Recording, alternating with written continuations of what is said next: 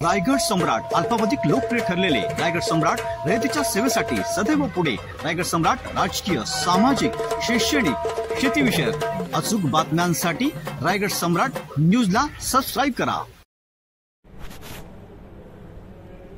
पनवेलमध्ये काँग्रेस पक्षाची बँक खाती गोठवून 1800 कोटी दंड थोपवल्याबद्दल मोदी सरकारच्या विरोधात काँग्रेस भवन येथे घोषणाबाजी करत निषेध करण्यात आला। यावेळी काँग्रेस जिल्हाध्यक्ष सुदाम पाटील, ओबीसी जिल्हाध्यक्ष वैभव पाटील, शशिकांत बांदोडकर, शशिकला सिंग, अरुण कुंभार, अमित लोखंडे, विनीत कांडबळे, राकेश चव्हाण, किरण तळेकर, भारती जळगावकर, सुधीर मोरे, आम आदमी, आदम दलाईत, जयश्री खटाकले, कांती गंगर, जोस जेम्स आदीसह अनेक मान्यवरांनी उपस्थित राहून भाजपचा व मोदी सरकारचा निषेध व्यक्त केला। मोदी सरकार भाजप सरकार मोदी सरकार भाजप सरकार हिटलर सरकार मोदी सरकार मोदी सरकार हिटलर सरकार।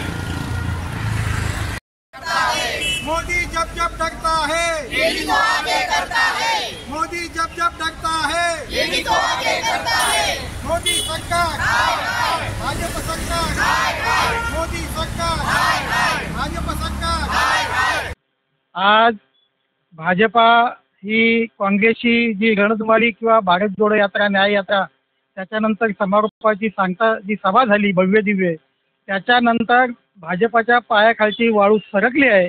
म्हणून त्यांनी 30 वर्षापूर्वी ते रेकॉर्ड काढून IT विभागाने काँग्रेसची खाती गोठवली। तेवढ्यावरच ते विभाग थांबलं नाही तर काँग्रेस पक्षाला त्याच्याबद्दल 1800 कोटीचा जवळपास दंड ठोठावला आहे। म्हणजे जवळपास सूडबुद्धीने ही त्यांची कारवाई होते। आपण पाहिलं असेल, सगळ्या नेत्यांवर भ्रष्टाचाराचे आरोप करायचे आणि त्यांना आपल्या पक्षात घेऊन त्यांना मंत्री करायचं। दिल्लीचे अरविंद केजरीवाल जरी असतील, त्यांच्यावर दारू घोटाळ्यामुळे त्यांनाही आत टाकलेले। म्हणजे आता हे भाजपा भयभीत झालेली आहे आणि हे निवडणुकीला सामोरं जात असताना यांचा कॉन्फिडन्स आहे तो आता संपलेला आहे।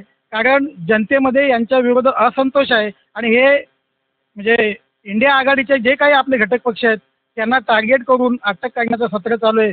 परंतु ही देशातील सुजाण जनता आहे, ही भाजपाला 2024ला त्यांना घरचा रस्ता नक्कीच दाखवेल।